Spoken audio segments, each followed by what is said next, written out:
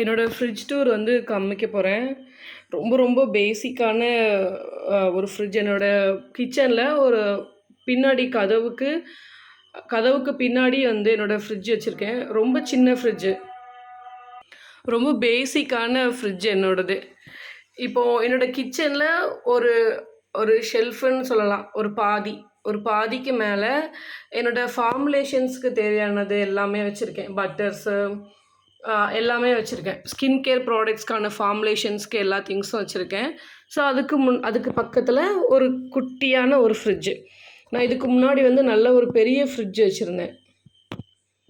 இப்போது இந்த வாட்டி வந்து நான் வேணும்னே தான் குட்டி ஃப்ரிட்ஜு மாற்றிக்கிட்டேன். என்னோடது ஃப்ரிட்ஜ் வந்து ஹையர் பிராண்டு. ரொம்ப ரொம்ப குட்டி ஃப்ரிட்ஜு. உங்களுக்கு பார்த்தாலே தெரியும். இது வந்து பார்த்திங்கன்னா 185 லிட்டர்ஸ் தான். ஸோ இதுக்கு முன்னாடி வச்சுருந்தது வந்து ரொம்ப பெரிய ஃப்ரிட்ஜு. அது எனக்கு தேவைப்படலை. ஏன்னா நிறைய பொருள் வாங்கி வச்சு வேஸ்ட்டாக போயிட்டே இருந்தது. அதில் என்ன கெட்டு போகக்கூடாதுன்னு உள்ளே வச்சு என்ன இருக்குன்னே தெரியாமல் நிறைய பொருள் வந்து வேஸ்ட்டாக போகுதுன்றதுனால நான் வந்து வாங்கலை. இந்த ஃப்ரிட்ஜோட நான் அதோட ரிவ்யூமே உங்களுக்கு கொடுக்குறேன். 10 இயர்ஸ் வாரண்டியோட வருது. இந்த ஃப்ரிட்ஜ் வாங்கி 2 months இருக்கும்னு நினைக்கிறேன். ஸோ இதில் வந்து சோப்ஸ் பேக் பண்ணுறதுக்கான கவர், ஹோம்மேட் சோப்ஸ் பண்ணுறோம்ல, அது என்னோடய ஃப்ரெண்ட்ஸுக்காக மட்டும் நான் கொடுப்பேன். ஸோ அதுக்காக நான் கவர் வச்சுருக்கேன். நெக்ஸ்ட்டு வந்து வேயிங் மிஷின் 2 வச்சுருக்கேன் ஃபார்முலேஷனுக்கு. நெக்ஸ்ட்டு வந்து பார்த்திங்கன்னா இதில் 2 டைரிஸ் இருக்கும். 2மே என்னோடய ஃபார்முலேஷன் ரெசிபீஸ் உள்ளது. இப்போ ஒரு சன்ஸ்க்ரீன் பண்ணுறேன்னா ஷாம்பூ பண்ணுறேன்னா என்னோடய பேசிக் ஃபார்முலேஷன்ஸ் இதில் இருக்குது. கிளிங் ரேப் இருக்குது. இது வந்து இதுக்கு டாப்பில் என்னோடய ஸ்கின் கேர் ப்ராடக்ட்ஸ் வந்து வச்சுருக்கேன். ஸோ இந்த ஃப்ரிட்ஜ் டூர் வந்து பார்த்திங்கன்னா ரொம்ப நார்மலான ஒரு ஃப்ரிட்ஜ் டூர் தான். ரொம்ப எக்ஸ்பெக்டபிளான ஃப்ரிட்ஜ் டூர் கிடையாது. இது வந்து என்னோடய ஃபேஸ் வாஷ் பவுடர். இது ஃபோம் ஆகும், நல்ல நுரை வரும். பட்டு பார்த்திங்கன்னா ஹெர்பல் ப்ராடக்ட். இதோட வீடியோ வந்து சேனலில் இருக்குது. டைம் கிடைக்கும்போது செக் பண்ணி பாருங்கள். ரொம்ப சூப்பராக இருக்கும். ஸோ இப்போ நான் யூஸ் பண்ணுற ஸ்கின் கேர் ப்ராடக்ட் எல்லாமே நானே எனக்காக பண்ணிக்கிட்டது. அதோட ரெசிபியும் சேனலில் இருக்கும். இது வந்து பார்த்திங்கன்னா ஹைலு ஜெல். நான் பாத்திரம் கழுவிட்டு இந்த ஜெல் போட்டுப்பேன். நெக்ஸ்ட் இது என்ன இருக்குது, இது மாய்ஸ்சரைசர், இது ரோஸ்மெரி ஹேர் ஸ்ப்ரே இருக்குது, இது ஐப்ரோ சீரம் இருக்குது. இதெல்லாம் டெய்லி யூஸ் பண்ணுறது. இது வந்து இப்போவாச்சும் யூஸ் பண்ணுவேன். மேக்கப் ரிமூவ் பண்ணுற பாம் இருக்குது. இதில் நல்ல சாஃப்டாக சூப்பராக மேக்கப் ரிமூவ் ஆகும். ஸோ இதெல்லாம் நான் ஈஸியாக ஆக்சஸ் பண்ணுறதுக்கு இதெல்லாம் என்னோடய கிச்சன்லேயே நான் வச்சுருப்பேன். கிச்சன் சிங்க்லேயே ஈஸியாக வாஷ் பண்ணிடுவேன். சம்டைம்ஸ் வந்து ஃப்ரிட்ஜு டோரை ஓப்பன் பண்ணிடலாம். ஓப்பன் பண்ணால் டாப்பில் வந்து இதில் காரச்சேவ் இருக்குது. பதுத்து போகக்கூடாததுக்காக வச்சுருக்கேன். சாட் மசாலா, எப்போவாச்சும் யூஸ் பண்ணுற பொருள்லாம் இதில் வச்சுருக்கேன். எப்போதுமே நம்ம சாஸ்லாம் வாங்குகிறோன்னா நான் சின்ன சைஸ் தான் வாங்கியிருப்பேன். இது வந்து எக்ஸ்பைரி டேட்டு முடிய போகுது. அதனால் நான் புதுசு ஸ்டாக் வச்சுட்டேன். இப்போ எக்ஸ்பைரி டேட்டு முடிய போகுதுன்னா அது முடியும் போது இதை தூக்கி தூர போட்டுருவேன். இந்த மாதிரி சின்ன சைஸ் வாங்கும்போது இதில் பார்த்திங்கன்னா இன்னும் கொஞ்சம் மிச்சம் இருக்குது. அப்போ நம்ம தூர போடும்போது மனசு வலிக்காது. பெரிய பாட்டில் வாங்கிட்டு சோயா சாஸ் வந்து நம்ம கம்மியாக தான் யூஸ் பண்ணுவோம். அப்புறம் ரோஸ்மேரி, இது நம்ம வீட்டில் உள்ள செடியிலேருந்து எடுத்து ரோஸ்மேரி காய வச்சு கலெக்ட் பண்ணி போட்டிருக்கேன், ரோஸ்மேரி ஸ்ப்ரே பண்ணுறதுக்காக. வேறு இதில் என்ன இருக்குது, குங்குமப்பூ இருக்குது, கும்குமாதி சீரம், கும்குமாதி ஆயில், இதெல்லாம் பண்ணுறதுக்கு குங்குமப்பூ இருக்குது. இது வந்து ஈஸ்ட் வச்சுருக்கேன். சுக்கு இருக்குது. ஸோ இது வந்து ஃபஸ்ட்டு ட்ரேயில் இருக்குது. இப்போ திருப்பி நான் ஒதுங்க வச்சுப்பேன். நெக்ஸ்ட் வந்து பார்த்திங்கன்னா இது ஃபுல்லாக பயிர் வகைகள்லாம் இருக்குது. எப்போதுமே நம்ம கொஞ்சம் கொஞ்சமாக எடுத்து யூஸ் பண்ணிவிட்டு அப்படியே இதில் பின் பண்ணி வச்சிட்டோம்னாலே போதும்.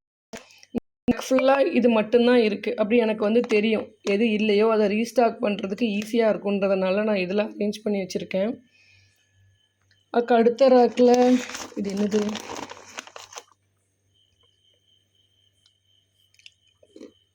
ஆல்மண்ட்ஸு, ட்ரை நட்ஸ்லாம் இதில் இருக்குது.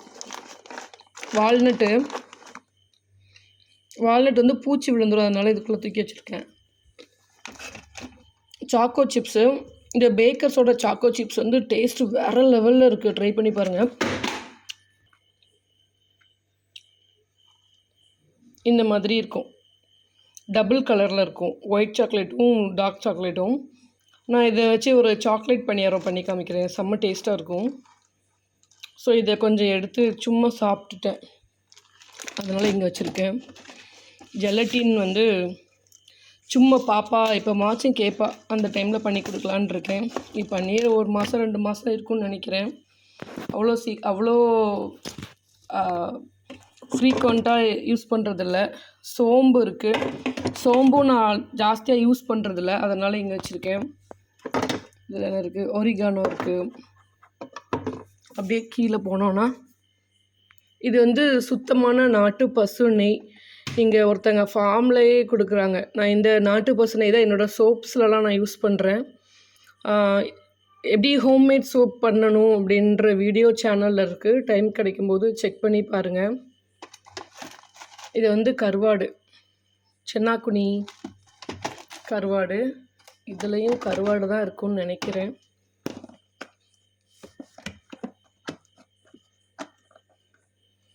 ஆமாம், இதுலேயும் கருவாடு தான் இருக்குது.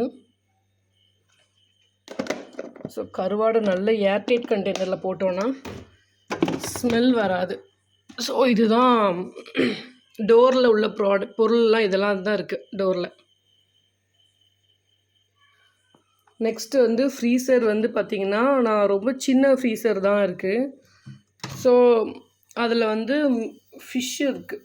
ஒன்றில் வந்து நேற்று தான் வச்சுருக்கேன், ஒன்றில் வந்து நெத்திலி ஃபிஷ் வந்து வச்சுருக்கேன். எப்போதுமே ஃபிஷ்ஷு வந்து மேரினேட் பண்ணி ரெடியாக தான் வச்சுருப்பேன். நம்ம வந்து 1 கிலோ 2 கிலோ அப்படி வாங்காமல், இப்போ நெத்திலி மீன் இது வந்து வாங்கினதே இவ்வளோ தான். இதில் வந்து 1/4 கிலோ நெத்திலி மீன் இருக்குது, இதில் 1/4 கிலோ ப்ரான் இருக்குது. இப்போ இன்றைக்கி நைட்டுக்கு நான் வந்து ப்ரான் தொக்கு பண்ணிடுவேன். நாளைக்கு வந்து நெத்திலி வந்து ஃப்ரை பண்ணிடுவேன். அது குழம்பு வைக்க முடியாது, ஃப்ரை பண்ணிடுவேன். ஸோ எப்போதுமே நம்ம நான்வெஜ் வந்து 1 கிலோ 2 கிலோ வாங்கி வைக்கிறதுக்கு வேறு வெரைட்டியில் 1/4 கிலோவாக வாங்கி வச்சிட்டோம் அப்படின்னா உடனே மிஞ்சி போனால் ஞாயிற்றுக்கிழமை வாங்கினது 2 days தான். அதுக்கு மேலே என் பசங்களும் விட்டு வைக்க மாட்டாங்க, காலியை. ஸோ அதுக்கு மேலே வைக்கிறதில்ல. இது 2 தான் இருக்குது. நான் வந்து இன்னொரு விஷயம் எப்படி எடுத்துப்பீங்கன்னு தெரில, நான் ஐஸ்கிரீம்ஸ்லாம் வாங்கி வைக்கிறதே இல்லை. அப்படி ஐஸ்கிரீம் வேணும்னா ஃப்ரூட்ஸில் ஐஸ்கிரீம் பண்ணி உடனே காலி பண்ணுற மாதிரி இருக்கும். இல்லைனா கடைக்கு கூட்டிகிட்டு போனால் அங்கே ஒரே ஒரு ஐஸ்கிரீம் சாப்பிட்டுட்டு வீட்டுக்கு கூட்டிகிட்டு வந்துடுவேன். இதில் வந்து பன்னீர் இருக்குது, பாதி எடுத்துகிட்டு பாதி வச்சுருக்கேன். நெக்ஸ்ட்டு உள்ளதில் வந்து இந்த மாதிரி ஒரு கூடையில் தான் நான் வச்சுருக்கேன். எதெல்லாம் ஈஸியாக கெட்டு போகுமோ அதெல்லாம் ஃப்ரீசருக்கு பக்கத்தில் வச்சுருக்கேன். கேரட்டு, தக்காளி இருக்குது.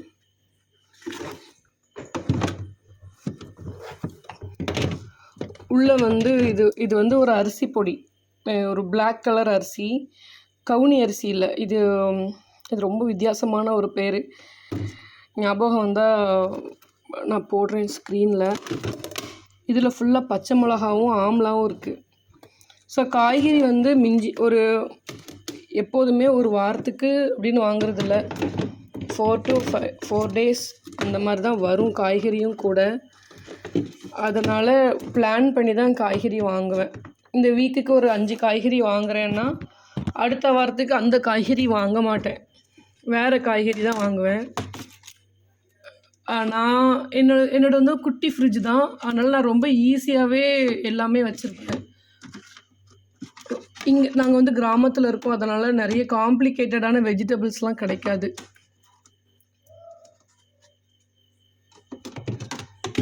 இது கோவக்காய், இது வந்து நான் லாஸ்ட் பேட்ச் வாங்கின காய்கறியில் இது மட்டும்தான் இருக்குது. இப்போ நாளைக்கு வந்து நான் பிளான் பண்ணியாச்சு, கோவக்காய் ஃப்ரை பண்ணிவிட்டு ரசம் இல்லை சாம்பார் வச்சுக்கணும். இதில் என்ன இருக்குது, இதில் வந்து இஞ்சியும் பீன்ஸும் இருக்குது. ஸோ எனக்கு இந்த மாதிரி பாக்ஸ் போட்டு வைக்கிறதுனால ரொம்ப ஈஸியாக இருக்குது, ஆக்சஸ் பண்ணுறதுக்கு ரொம்ப யூஸ்ஃபுல்லாக இருக்குது. இந்த பாக்ஸு இது எல்லாமே நான் தென்காசியில் ரிலையன்ஸ் மார்ட்டில் வாங்கினேன். இதெல்லாம் வந்து 65 ருபீஸ்ன்னு நினைக்கிறேன். இது அந்த மாதிரி கம்மியான அமௌண்ட்டு தான். நெக்ஸ்ட்டு கத்திரிக்காய் வந்து காலி ஆயிடுச்சு, அதனால் இன்றைக்கி நான் கத்திரிக்காய் மட்டும் எக்ஸ்ட்ரா வாங்கி வச்சுருக்கேன். ஏன்னா எப்போ சாம்பார் வச்சாலும் அதில் 2 கத்திரிக்காய் போடுவேன். எனக்கு ரொம்ப மோஸ்ட்டு ஃபேவரேட். என்கிட்ட அதிகமாக இருக்கிற காய்கறிகள் வந்து நாட்டு காய்கறிகள் ரொம்ப ஜாஸ்தியாக இருக்கும். ஏன்னா எனக்கு அது ரொம்ப பிடிக்கும். பீட்ரூட் வந்து ஸ்கின்னுக்கு நல்லதுன்றதுனால பீட்ரூட் எப்போதுமே 1 kg இருக்கும் ஸ்டாக்கு. அப்புறம் ஒரு சொரக்காய் இருக்குது, ஒரே ஒரு குடமிளகா இருக்குது. குடமிளகா ஃப்ரைட் ரைஸ் பண்ணால் போடுவேன், இல்லைனா ஆம்லேட் பண்ணும்போது குடமிளகா போட்டு ஆம்லேட் பண்ணால் ரொம்ப டேஸ்ட்டாக இருக்கும். இல்லை பச்சடி வைக்கும்போது குடமிளகா போட்டு பச்சடி பண்ணாலும் சூப்பராக இருக்கும். அதுக்கப்புறம் புடலங்காய் இருக்குது, அவ்வளோதான். இதில் ஒரு விஷயம் நீங்கள் கவனிச்சிருப்பீங்க, நான் வந்து மாவு அரைச்சி வைக்கிறதில்ல. மாவு வந்து நான் மிக்சியில் தான் அரைக்கிறேன்.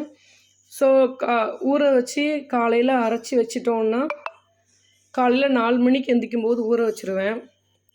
ஒரு 7-8 மணிக்கு அரைச்சிட்டு உப்பு போட்டு ஊற வச்சுட்டு போயிட்டேன்னா நைட்டு வந்து தோசை சுடுறதுக்கு ஈஸியாக இருக்கும். அப்போ லெஃப்ட் ஓவர் இருந்தால் மட்டும்தான் ஃப்ரிட்ஜுக்குள்ளே போகும். மொத்தமாக 4 நாள் 5 நாளைக்கெலாம் நான் வந்து மாவு அரைச்சி வைக்கிறதில்ல. இன்னொன்று வந்து பார்த்திங்கன்னா, எந்த குழம்புமே இருக்காது ஃப்ரிட்ஜுக்குள்ளே. நாங்கள் கிராமத்தில் இருக்கோம், எங்களுக்கு என்னன்னு தெரியல. எனக்கு குழம்பு வந்து மிச்சம் வந்து ஃப்ரிட்ஜில் வச்சு அதை சூடு பண்ணி சாப்பிட்ற பழக்கம் இல்லை. ஆனால் சூடு பண்ணி சாப்பிடவே மாட்டோன்னு சொல்ல மாட்டேன். இப்போ ஒரு என்ன குழம்புனாலும் சூடு பண்ணி கிச்சன் கவுண்டர் டாப்பில் தான் வச்சுருப்பேன், ஃப்ரிட்ஜுக்குள்ளே வைக்க மாட்டேன். அதுக்கு இன்னொரு பெரிய காரணம் என்னென்னா, எனக்கு மறந்துடும். என்ன குழம்பு வச்சாலும் 2 நாள் 3 நாள் ஆயிரும், எனக்கு சுத்தமாக மறந்துடும். அதுதான் மெயின் ரீசன். அதனால் நான் குழம்பு சூடு பண்ணால் கவுண்டர் டாப்பில் தான் வச்சுருப்பேன். குழம்பு வந்து நான் ஃப்ரிட்ஜில் இது வரைக்கும் வச்சதும் இல்லை, இனிமேல் வைக்க போகிறதும் இல்லை. ஸோ எப்போதுமே குழம்பு வந்து கவுண்டர் டாப்பில் தான் இருக்கும். அது நான்வெஜ்ஜாக இருந்தாலும் சரி, வெஜ்ஜாக இருந்தாலும் சரி, அவ்வளோதான். நெக்ஸ்ட்டு வந்து இதுக்கு கீழே ட்ரையர் இருக்குது. ட்ரையரில் வந்து இந்த மாதிரி ஒரு ட்ரே போட்டு பூண்டெல்லாம் உதுத்து போட்டு வச்சுருக்கேன். ஸோ மீன் குழம்பு உங்களுக்கு இருந்துச்சுன்னா உங்களுக்கு எடுத்துகிட்டு போங்க. மீன் குழம்பு சூடு பண்ணி கவுண்டர் டாப்பில் தான் வச்சுருக்கேன், உள்ளே வைக்கிறதில்ல. இதில் வந்து உருளைக்கிழங்கு, சின்ன வெங்காயம், ரொம்ப சின்ன ட்ரே பார்த்தீங்கன்னா, ரொம்ப சின்ன ட்ரே. ஆனால் இது எனக்கு போதுமானது. நிறைய வாங்கி வச்சோன்னா எல்லாமே கெட்டு போயிடுது. அதனால் தேவைக்கு மட்டும் வாங்கிக்கிறது. தேவைக்கு மட்டும் வாங்கிக்கிட்டோன்னா அதுவே போதுமானது. ஸோ ரொம்ப ஒரு மொக்கையான ரொம்ப சிம்பிளான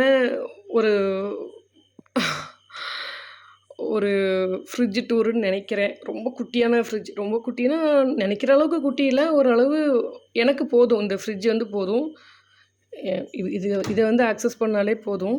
எப்போதுமே நான்வெஜ் வந்து கிலோ கணக்கில் வாங்கி டம்ப் பண்ணாமல் வேறு வேறு வெரைட்டியாக, இப்போ எனக்கு இது போதுன்றதுனால இவ்வளோ வாங்கி வச்சுருக்கேன்.